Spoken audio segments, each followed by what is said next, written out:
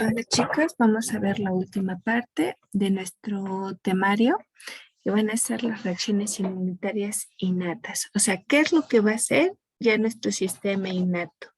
¿En qué vamos a concluir? Dice, soy la doctora Llave Cunájera, alergólogo inmunólogo clínico.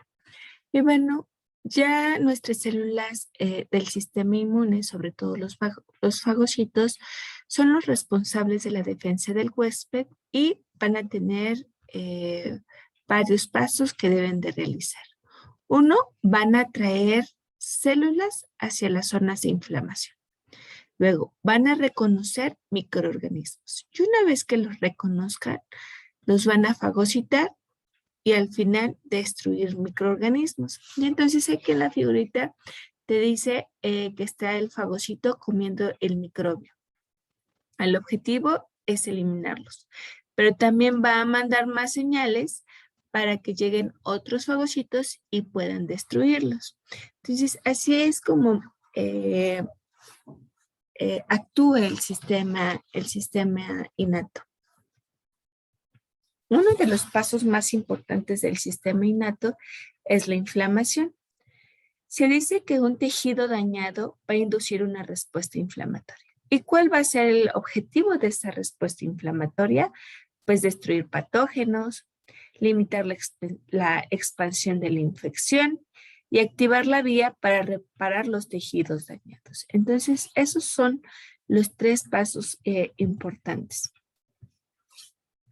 Y bueno, ¿cuáles son los estados de la inflamación? Uno es la vasodilatación e incremento de la permeabilidad vascular debido a que se libera histamina y otras citocinas, lo que va a generar edema. Después va a haber una migración de fagocitos y la fagocitosis. Eso se va a generar gracias a la marginación y diapedesis de los fagocitos, a la quimiotaxis, debido a la presencia de varias citocinas y componentes del complemento, que ya sabemos es 5A, C3A. Se va a formar pus gracias a la muerte de los neutrófilos y va a haber factores que desafían la efectividad de la fagocitosis. Y la tercera parte es que se van a reparar tejidos. El reclutamiento de los fagocitos activados a los sitios de infección es una de las funciones más importantes de la inmunidad innata. Y la respuesta inflamatoria está dada gracias a moléculas de adhesión celular que inducen a las células endoteliales, sobre todo de los vasos sanguíneos locales. Entonces, cuando yo empiezo a tener una respuesta inflamatoria, lo primero que voy a tener va a ser vasodilatación que dijimos. Después va a haber un reclutamiento de los fagocitos. Y una vez que yo ya tuve un reclutamiento, ya hice toda la cascada, va a haber una reparación. Pero para que esto se inicie, primero se tienen que activar, dicen que las moléculas de adhesión de las células endoteliales, o sea, de nuestros vasos.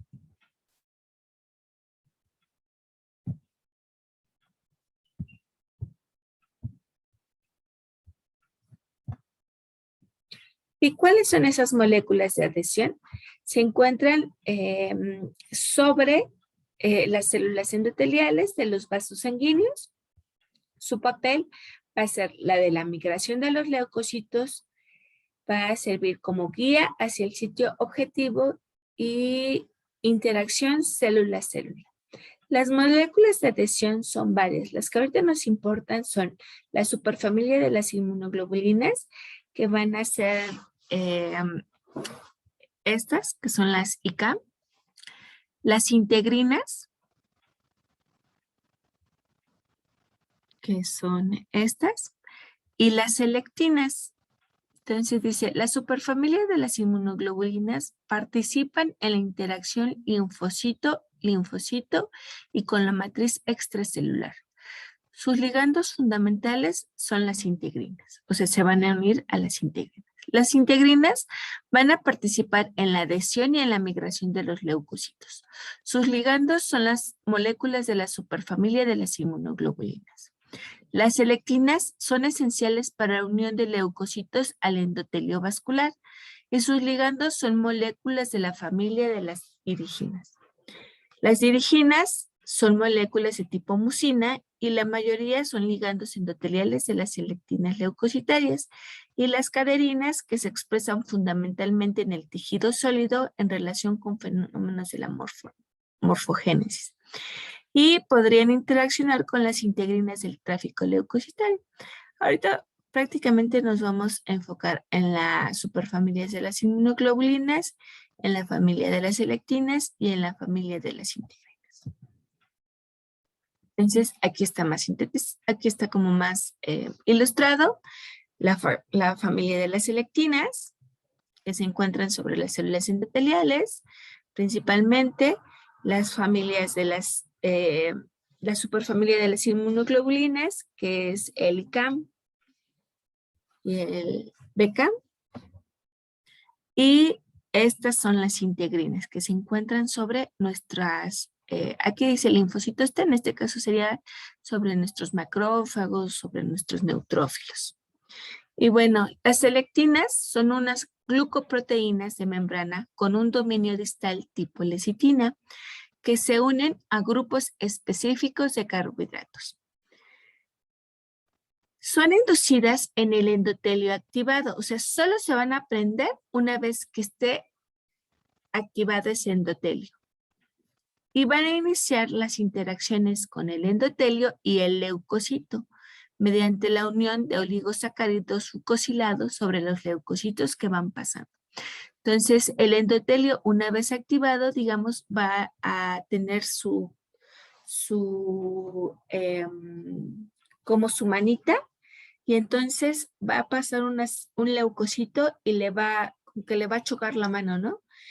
Y el objetivo es que ese leucocito también haga plac con la mano o la choque, ¿no? Para que empiece a activarse. Y bueno, ¿cuál va a ser su ligando de la P-selectina? Su ligando se llama PSGL1 y lo más importante es Cialis-Lewis. Y de la E-selectina, que es la más específica, o la más, sí, digamos la más específica, va a ser Cialis-Lewis igual. Estas selectinas, recuerden, se encuentran en el endotelio activado, en el endotelio que está lesionado, digamos. Entonces, esta es mi célula endotelial, tengo mi selectina y mi leucocito, o más bien, mi neutrófilo va a tener mi receptor, en este caso, mi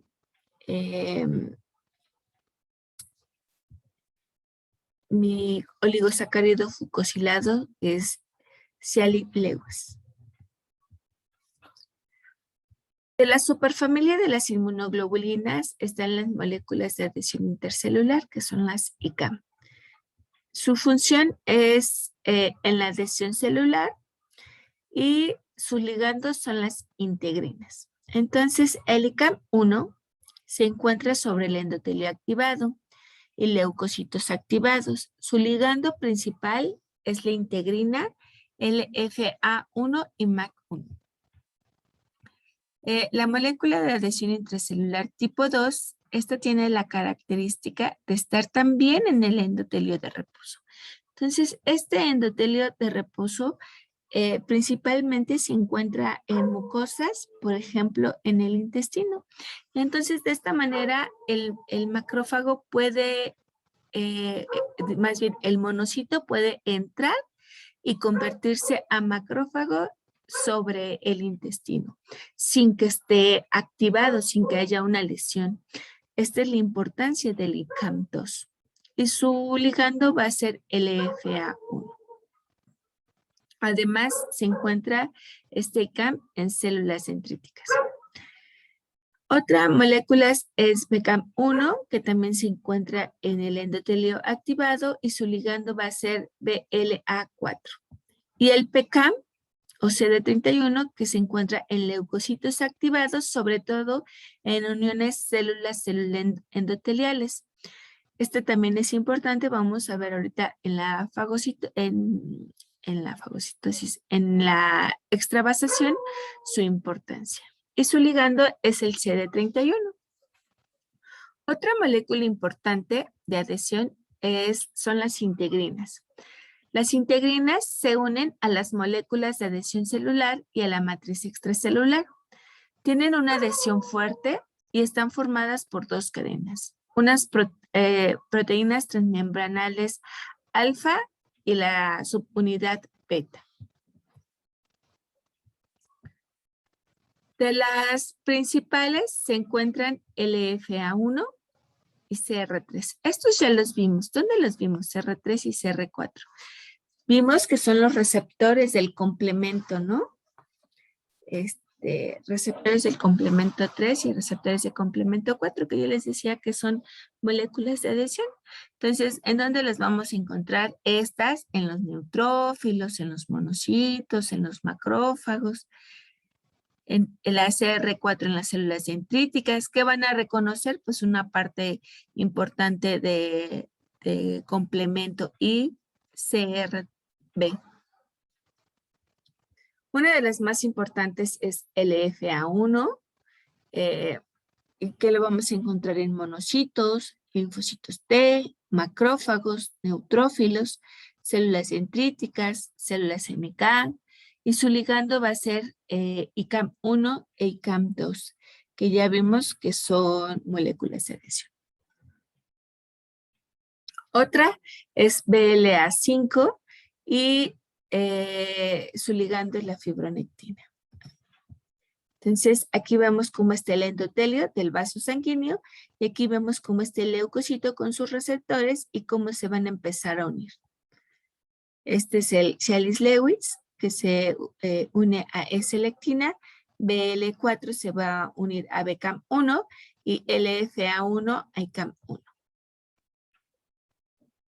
Las integrinas van a tener su estado activo e inactivo. Cuando está activo, una molécula de integrina va a estar unida a través de una proteína intracelular que se llama talina. Esta talina se va a unir con el citoesqueleto de actina. Entonces, una vez que está activo, la talina se va a unir con las cadenas betas de mi integrina. Y esto va a obligar a las regiones extracelulares de la integrina a asumir una conformación de unión activa. Entonces se van a estar activando de manera más importante. O va a favorecer su unión. Bueno, una vez que ya tenemos o ya sabemos cuáles son las moléculas de adhesión, ahora sí ya podemos aterrizar en qué va a tener o cómo se va a activar el endotelio. Entonces ya sabemos que hay moléculas que tienen sobre su superficie, pero una vez, ¿cómo es que esas moléculas se van a presentar en mi célula endotelial? Bueno, dice, la activación endotelial es conducida por citocinas producidas por los macrófagos, en especial por el factor de necrosis tumoral alfa. Entonces recuerden que los macrófagos son las células vigilantes, ¿no?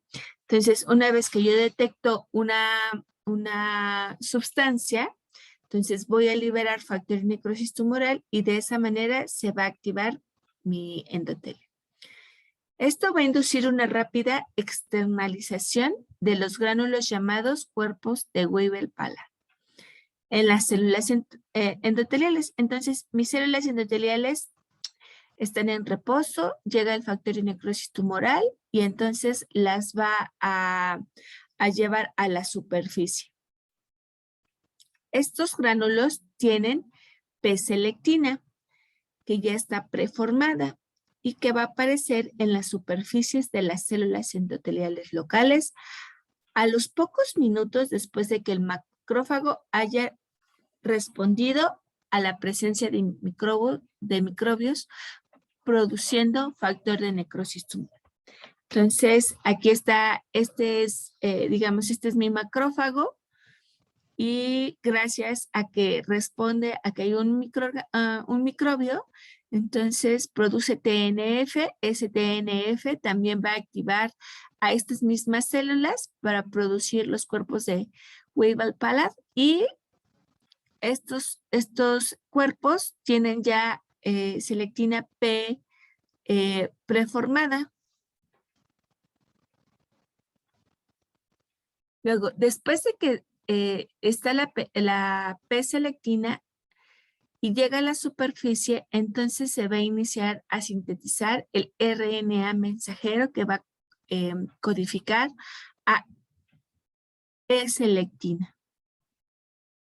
Y a las 2 horas, las células endoteliales van a expresar principalmente E-selectina, que es la más fuerte, la que hace la unión más fuerte. Tanto P-selectina como E-selectina dijimos que se une a carbohidratos. ¿Cuáles son esos carbohidratos? Pues es el Sialit-Lewis sulfatado que se encuentra en los fagocitos. Entonces se va, mi leucocito va aquí en el centro del vaso, pero una vez que esta selectina empieza a expandir sus manitas, les digo, entonces empieza como a chocar las manos y de esa manera el vaso, el monocito o el macrófago o el neutrófilo se empiezan a detener, ya no van tanto con el flujo sanguíneo, ¿no? En la velocidad del flujo sanguíneo. Entonces, está presente en la superficie de los neutrófilos y sus interacciones con la P-selectina y E-selectina son importantes para el rodamiento de los neutrófilos sobre el endotelio. Entonces, Sialit-Lewis se encuentra en los neutrófilos. Y bueno, una vez que ya se aprendió el endotelio, ¿qué va a pasar? Pues va a iniciarse la extravasación. ¿Qué es la extravasación? Es la migración de leucocitos fuera de los vasos sanguíneos. Entonces, las respuestas a señales generales en los sitios de inflamación, y habitualmente las respuestas se van a dar en los sitios de inflamación gracias a los leucotrienos, al C5A del complemento, a la histamina. Recuerden que aquí hay mastocitos que una vez que hay una lesión, pues se liberan todos sus gránulos. La histamina genera inflamación, C5 genera inflamación, edema. Los leucotrienos también favorecen la inflamación y esto va a generar o va a favorecer a la extravasación de los vasos sanguíneos. Normalmente los leucocitos, lo que les decía, viajan en el centro de los vasos, donde el flujo sanguíneo es mucho más rápido. Sin embargo, cuando hay una inflamación, estos vasos se dilatan y en consecuencia el flujo de sangre es más lento, lo que permite a los leucocitos entonces interaccionar con grandes cantidades en el endotelio. Entonces ahora sí ya se pegan en el endotelio y gracias a que aquí ya hay selectinas, pues entonces esa velocidad empieza a reducir. Además, se van a inducir moléculas de adhesión en las células endoteliales del tejido infectado, que ya dijimos. Y también va a haber un cambio en las moléculas de adhesión expresadas en los leucocitos. Esto va a generar un gran reclutamiento de leucocitos circulantes hacia el sitio de la infección. Entonces, todo esto va a pasar debido a un proceso inflamatorio, una lesión que se llevó a cabo en el organismo. Como pueden ver, aquí mi macrófago inicia la liberación de citocinas, factor de necrosis tumoral, favorece la inflamación, la dilatación, favorece también que se empiecen a extravasar los fagocitos y al mismo tiempo el macrófago también va a iniciar la reparación. ¿Se acuerdan que el macrófago se activaba como M1 o M2 dependiendo de las citocinas o las sustancias que lo estuvieran activando? Esto es importante porque al final de la exposición vamos a ver la parte final de la reparación. Bueno, ¿cuántas etapas va a tener esta extravasación? O sea, que se salga ese fagocito. La vamos a catalogar en 4 etapas. 1, que va a ser la adhesión en el rodamiento. Entonces, se va a inducir, la inducción de selectinas induce el rodamiento de los leucocitos a lo largo del endotelio. Entonces, mi célula endotelial ya está lesionada, ya empezó a exponer selectina, E-selectina, y entonces gracias a la E-selectina se va a unir a Sialit lewis de los leucocitos. Y en este momento va a empezar la rodación, el rodamiento de esta célula sobre el endotelio. Entonces dice que la P-selectina va a aparecer en las superficies de las células endoteliales a pocos minutos de la exposición de leucotrienos, de C5A o de histamina, o gracias al factor de necrosis tumoral o de los lipopolisacáridos de los microorganismos que van a favorecer la síntesis de E-selectina. En la segunda etapa, entonces, aquí viene mi neutrófilo, viene en el flujo, hay una lesión, yo empiezo a tener la rodación y posteriormente va a ser la unión estrecha. ¿Por qué? Porque aquí se va a unir las integrinas, LFA1 y el receptor de complemento 3 del leucocito con las moléculas de adhesión y CAM1, que son inducidas por células endoteliales por el factor de necrosis tumoral, e ICAM2, que se encuentran en el endotelio. Entonces, aquí vemos ICAM1, aquí puede estar ICAM2. Entonces, se va a empezar a unir con nuestras integrinas de nuestros leucocitos. Y entonces, de esta manera, digamos, se va a empezar a unir este leucocito. Y además, gracias a la adhesión de quimiosinas, recuerden que nosotros teníamos nuestros receptores de quimiosinas, entonces va a favorecer que se adhiera más este neutrófilo, fagocito. Al final, el objetivo de toda esta segunda etapa es que la célula se va a fijar al endotelio y va a detener el rodamiento. Posteriormente, la tercera etapa es la de diaperesis y es cuando el leucocito extravasa o cruza la pared endotelial.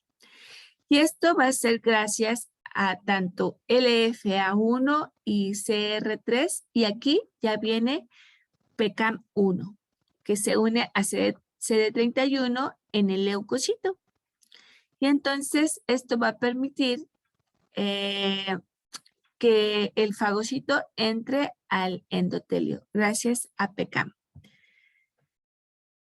Entonces se va a deslizar entre célula y célula. Además va a haber proteínas que van a romper la matriz extracelular de las membranas basales. Entonces de esta manera pasa el leucocito entre célula y célula. Y eso se denomina diaperesis. Y la cuarta etapa de la extravasación es la migración. Ok, yo estaba en el flujo sanguíneo, aquí hubo una lesión, el macrófago detectó un microorganismo, libera quimiosinas, factor de necrosis tumoral, esto activa a mi endotelio, empiezan a haber selectinas, estas selectinas y junto a la liberación de complemento, de histamina, de leucotrienos, entonces este vaso sanguíneo se empieza a vasodilatar. Esto hace que el flujo disminuya. Mi leucocito entonces empieza a adherirse con C. lewis.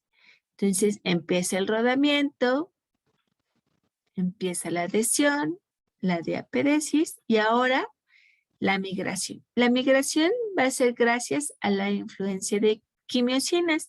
Esas quimiosinas pueden ser parte de del sitio de la infección. Recuerden que las quimiosinas son quimioatrayentes, ¿no? O sea, les dicen a las células, hey, aquí es, y gracias a sus receptores, pues estas células se pueden dirigir al sitio de inflamación. Dice que las integrinas CXCL8 y CCL2 se producen en el sitio de la infección y se van a unir a proteoglicanos de la matriz extracelular y sobre la superficie de las células endoteliales, lo que va a favorecer que el leucocito migre al foco de la infección. Entonces, aquí vamos a el macrófago libera citocinas y además va a favorecer el reclutamiento de más neutrófilos. CXCL8 principalmente es liberada gracias a macrófagos que está unido a un patógeno o que ya reconoció a un patógeno y eso va a llamar a más neutrófilos o eso va a favorecer la presencia de neutrófilos que es en la etapa temprana. Y la quimiosina CCL2 va a reclutar más monocitos y más lentamente va a reclutar a neutrófilos.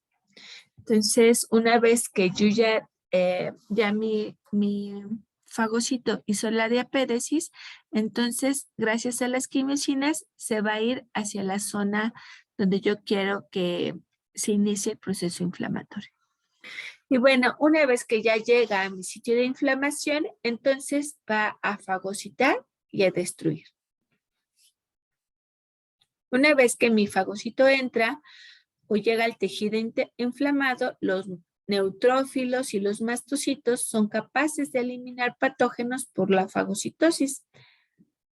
Y recuerden que pueden identificar a los macrófagos, a los microorganismos mediante receptores de complemento, si este microorganismo está rodeado de complemento.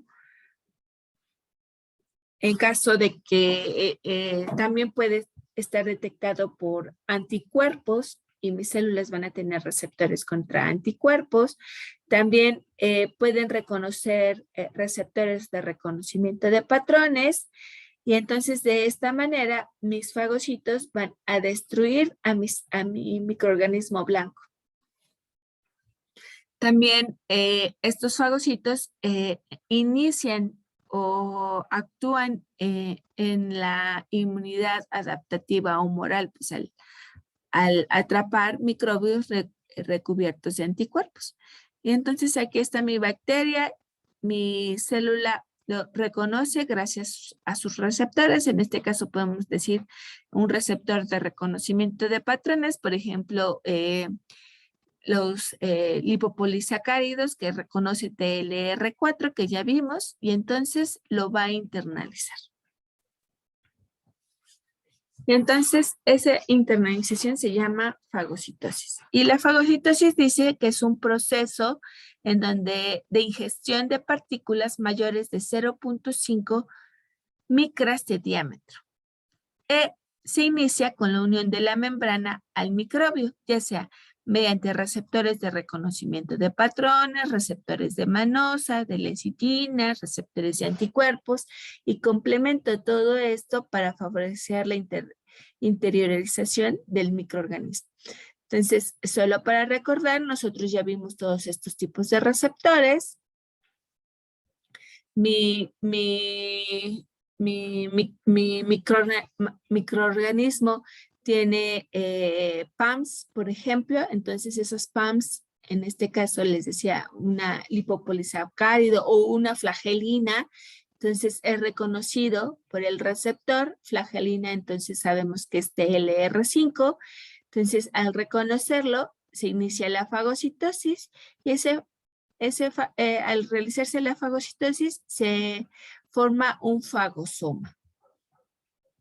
Entonces, la membrana se cierra una vez que se reconoce y engloba al microbio, que se interioriza en una vesícula rodeada de nombre fagosoma. Este fagosoma se fusiona con el lisosoma para formar el fagolisosoma. Y gracias al lisosoma, que ya tiene moléculas para destruir, pues va a empezar a eliminar a este microorganismo. Pero en el fagolisosoma ocurre algo muy importante, que es el estallido respiratorio. Y el objetivo del